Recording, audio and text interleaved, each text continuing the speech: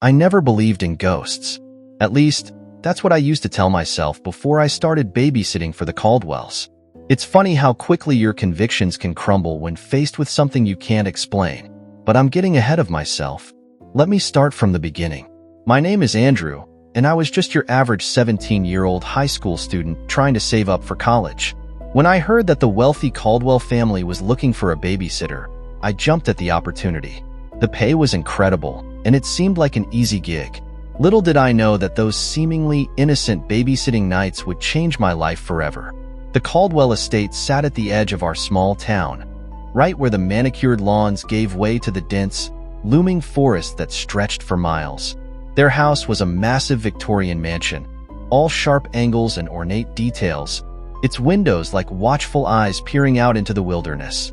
It was the kind of place that made you feel small, insignificant, and slightly on edge. I remember the first time I drove up the winding driveway, gravel crunching under my tires. The house seemed to loom larger with each turn, its shadow stretching out to greet me long before I reached the front door. Mrs. Caldwell answered my knock, her smile warm but her eyes distant, as if part of her was somewhere else entirely. "Andrew, thank you for coming," she said, ushering me inside. "We're so glad to have found someone reliable to watch Lily." The foyer was cavernous, with a grand staircase sweeping up to the second floor. Everything gleamed with polish and old money, from the crystal chandelier to the antique furniture. But there was something off about it all, a feeling I couldn't quite place.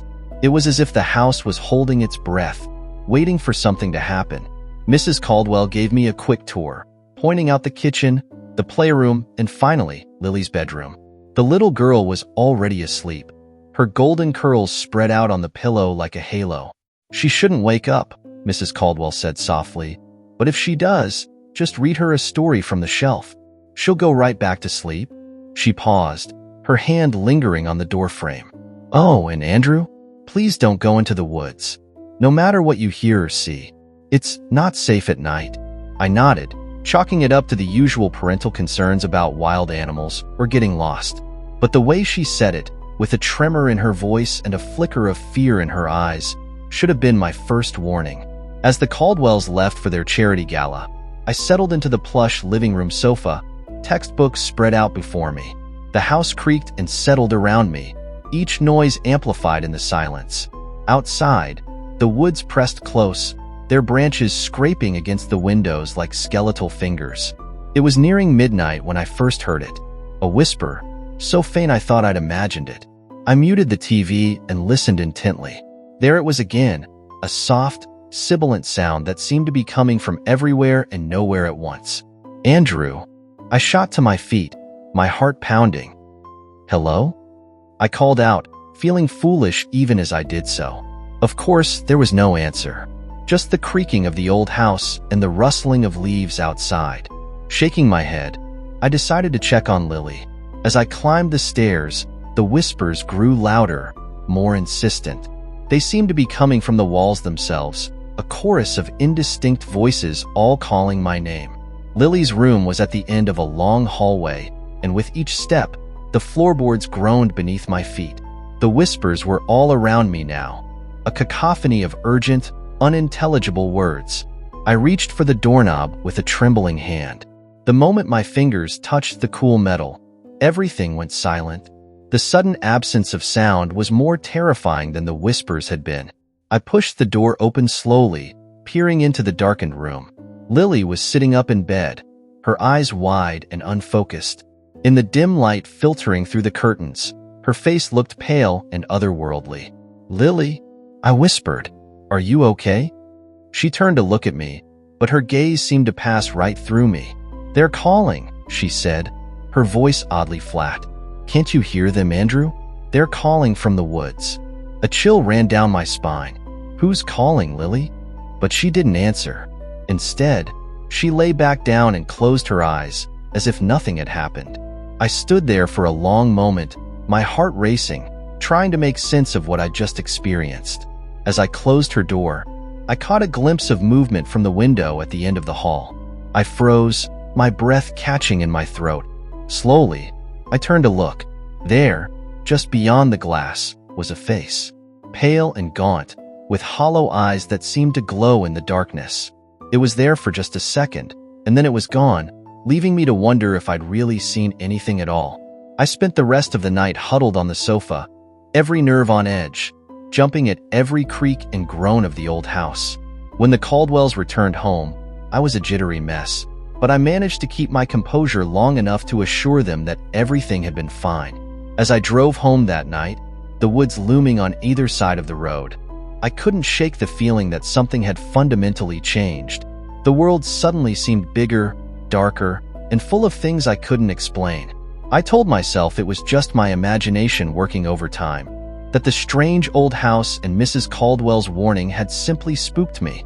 But deep down, I knew better. Something had happened in that house, something that defied rational explanation. And despite every instinct telling me to never go back, I knew I would. Because beneath the fear and confusion, there was a spark of curiosity that I couldn't ignore. What were the whispers in the woods? What had Lily seen? And most importantly, what secrets were the Caldwells hiding in their beautiful, terrifying home? Little did I know, this was just the beginning of a journey that would challenge everything I thought I knew about the world, about reality itself. The Caldwell house held secrets darker and more terrifying than I could have ever imagined, and I was about to be pulled into the heart of the mystery. As I fell into an uneasy sleep that night, the whispers from the woods echoed in my dreams, calling my name, drawing me back to the house on the edge of the forest. And somewhere, in the depths of those dark woods, something was stirring, awakening, reaching out with ghostly fingers to touch the world of the living. My journey into the unknown had only just begun. The next few days passed in a blur of normalcy that felt almost surreal after my experience at the Caldwell house. I went to school, hung out with friends, and tried to convince myself that what had happened that night was nothing more than an overactive imagination fueled by an old, creepy house. But every night, as I lay in bed staring at the ceiling, the whispers would return in my dreams. Soft, insistent, always just on the edge of comprehension. And always calling my name. When Mrs. Caldwell called to ask if I could babysit again the following weekend, I hesitated. Every rational part of my brain was screaming at me to say no, to never set foot in that house again. But the words that came out of my mouth surprised even me. Of course, Mrs. Caldwell. I'd be happy to. There was a pause on the other end of the line, so long that I thought the call had dropped. When Mrs. Caldwell spoke again, her voice was thick with an emotion I couldn't quite place. Relief? Fear? Thank you, Andrew. We'll see you on Saturday. As I hung up the phone, a chill ran down my spine. What was I getting myself into? Saturday evening arrived all too quickly. As I drove up the winding driveway to the Caldwell estate, the setting sun cast long shadows across the manicured lawn, making the trees of the surrounding forest look like grasping, hungry things. Mr. Caldwell answered the door this time, his tall frame filling the doorway. He was a stern-looking man with piercing blue eyes that seemed to look right through me. Andrew, he said, his voice deep and resonant. Thank you for coming. There's something I need to discuss with you before we leave. He led me to his study, a room lined with bookshelves and dominated by a massive oak desk. The air was heavy with the scent of old leather and something else, something vaguely metallic that made my nose wrinkle. Mr. Caldwell sat behind the desk, gesturing for me to take a seat across from him. Andrew, he began, his fingers steepled in front of him. I understand that you may have experienced some unusual things during your last visit. My heart began to race. How could he know? I hadn't told anyone about the whispers, about Lily's strange behavior. Sir, I managed to squeak out, trying to keep my voice steady. He leaned forward, his eyes boring into mine. This house, Andrew, is very old. It has quirks, noises that might seem strange to those not used to them. I want to assure you that there's nothing to be afraid of. Nothing at all. But even as he said the words, I could see the lie in his eyes. There was fear there, buried deep but unmistakable. Of course, sir, I replied, forcing a smile. Old houses can be like that. He nodded, seemingly satisfied. Good. Now there's one more thing. Under no circumstances are you to enter the basement.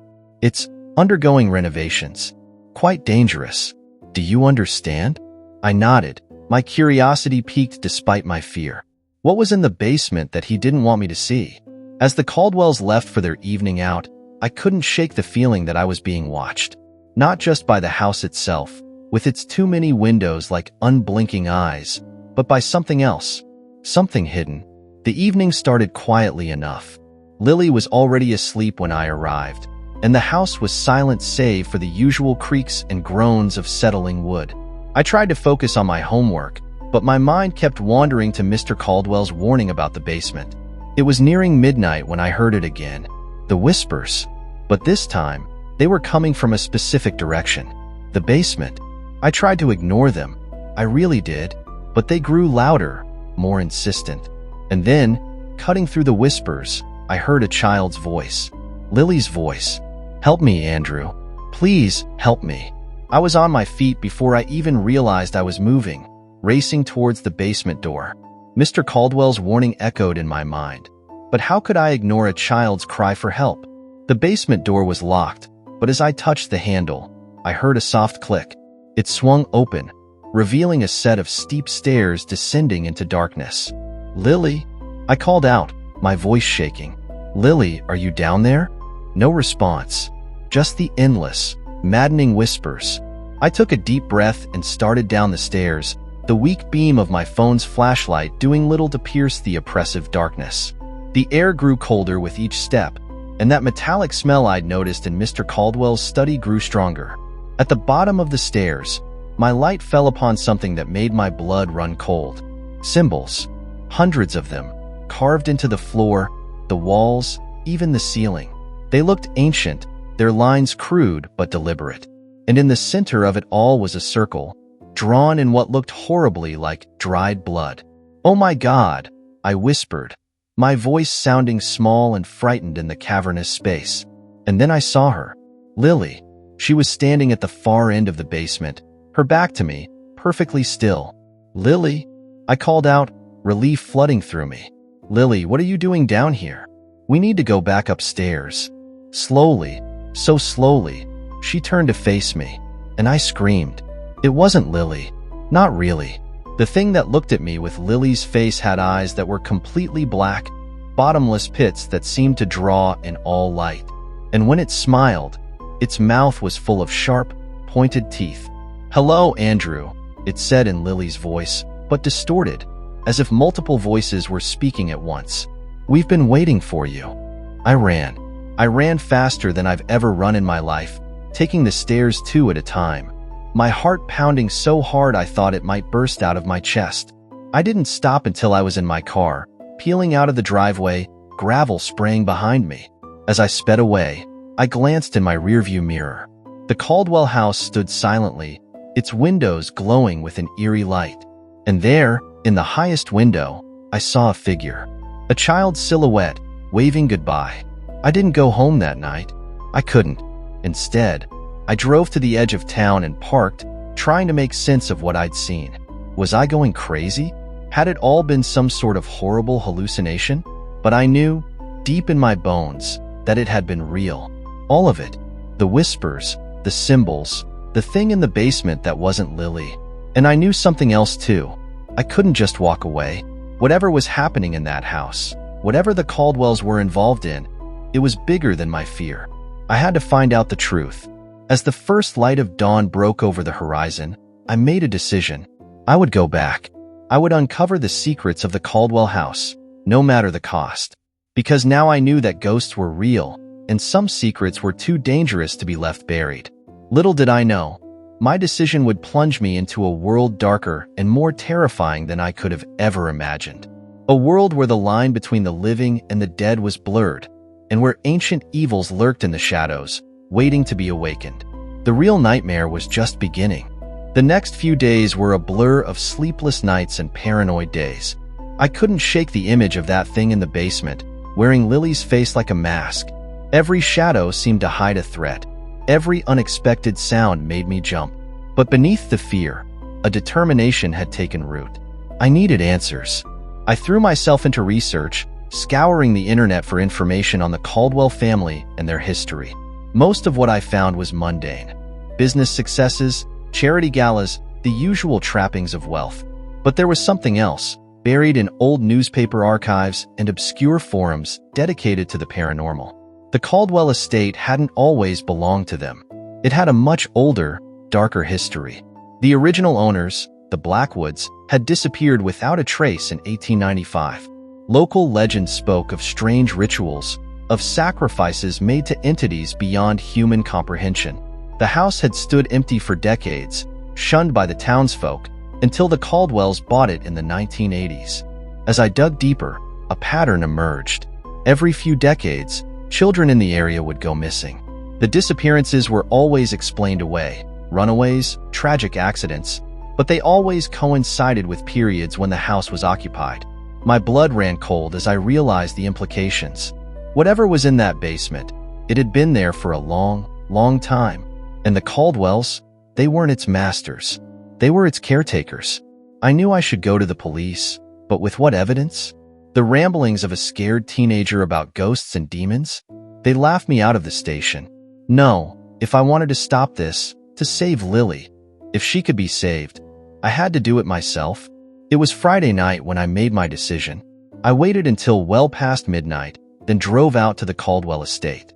The house loomed against the starry sky, its windows dark and lifeless. As I approached, a cold wind whipped through the trees, carrying with it the faint sound of whispers. I had come prepared this time. Salt, iron filings, a crucifix. I didn't know what would work, but I hoped something would. My backpack also held a camera, ready to document whatever I found. The back door's lock was no match for the lockpicking skills I'd frantically learned over the past few days. As I slipped inside, the house seemed to hold its breath. The whispers, ever present, grew louder, more insistent. I made my way to the basement door, my heart pounding so hard I was sure it would wake the whole house. But as I reached for the handle, a voice froze me in place. "I wouldn't do that if I were you, Andrew." I spun around to find Mr. Caldwell standing at the foot of the stairs, a sad smile on his face. He looked older somehow, worn down by an immense weight. "You don't understand what you're dealing with," he said, his voice heavy with resignation. "Then explain it to me," I demanded, surprised by the steadiness in my voice. "What's in the basement? What happened to Lily?" Mr. Caldwell sighed, suddenly looking every bit his age and more. "It's not Lily anymore. It hasn't been for a long time. We tried to protect her, to keep it contained, but—" He trailed off, his eyes filling with tears. "What is it?" I pressed. "Something old," he whispered. "Something that was here long before us, long before this house. It needs to feed. On innocence, on youth. We made a deal, generations ago. One child, every few decades, to keep it satisfied. To keep it from breaking free and devouring everything." I felt sick. "You sacrificed your own daughter?" "We thought we could outsmart it." Mrs. Caldwell's voice came from behind her husband. She looked haggard, her eyes red-rimmed. "We thought if we gave it a little, bit by bit, it would spare her. But we were wrong. So terribly wrong." As if summoned by our conversation, an unearthly howl erupted from the basement. The door flew open, and a dark mist began to pour out, coalescing into a shape that was almost human, but horrifyingly wrong. "Run!" Mr. Caldwell shouted, pushing me towards the front door. But I couldn't. Not yet. Not without answers. I don't know where I found the courage, but I stepped towards the thing, my hand clutching the crucifix. "What are you?" I demanded. The mist swirled, and for a moment, I saw Lily's face within it, her eyes pleading. Then it was gone, replaced by something ancient and malevolent. "We are the hunger," it said in a voice that was 1,000 whispers at once. "We are the dark that waits. And you, Andrew, have set us free." With a sound like tearing reality, the thing lunged forward. I stumbled back, my fingers fumbling with my backpack. In desperation, I threw the iron filings at it. To my amazement, the mist recoiled, hissing in pain. Taking advantage of its momentary weakness, I ran. Out the front door, across the lawn, into the woods. Behind me, I could hear the thing's roar of fury, the crashing sounds of pursuit. The trees seemed to bend towards me, their branches like grasping fingers trying to slow me down. I ran until my lungs burned, until I could taste blood in my mouth. And still, I ran more. The whispers were all around me now, a cacophony of voices promising power, knowledge, eternal life if I just stop, just turn around, just give in. But beneath those seductive whispers, I could hear something else. Lily's voice, small and frightened, begging for help. And I knew I couldn't stop. I burst out of the woods onto the main road, my legs giving out beneath me. As I collapsed onto the asphalt, I turned to look back. There, at the edge of the trees, stood the thing that had once been Lily. But now, in the harsh glare of a passing car's headlights, I could see the truth of it. It was vast, incomprehensible, a writhing mass of darkness shot through with points of light like dying stars. For a moment, our eyes met. My terrified human gaze and its infinite, hungry stare. Then, with a sound like the world tearing in two, it vanished, taking the whispers with it. I lay there on the cold road, gasping for breath, for long minutes before I could move again. When I finally managed to stand, I looked back towards the Caldwell estate. In the distance, I could see flames. The house was burning. I never saw the Caldwells again. The official story was a tragic house fire, an entire family lost. Only I knew the truth, and who would believe me? It's been years since that night, but I still hear the whispers sometimes, in my dreams. I've traveled the world, searching for answers, for a way to fight back against the darkness I glimpsed that night. I've seen things that have challenged everything I thought I knew about reality, about the thin veil that separates our world from what lies beyond. I'm not the same person I was before I took that babysitting job. The naive boy who didn't believe in ghosts is long gone, replaced by a man who knows that the universe is stranger and more terrifying than we can imagine. But I've also learned that there's light in the darkness, that humanity has an incredible capacity for courage in the face of the unknown. To those who might read this and recognize the signs, who might hear the whispers in the night, you're not alone. The darkness is real, but so is the light. And as long as there are those willing to stand against the night, there's hope. As for me, I keep searching, keep fighting, because now I know the truth. Ghosts are real, and some of them are hunting us.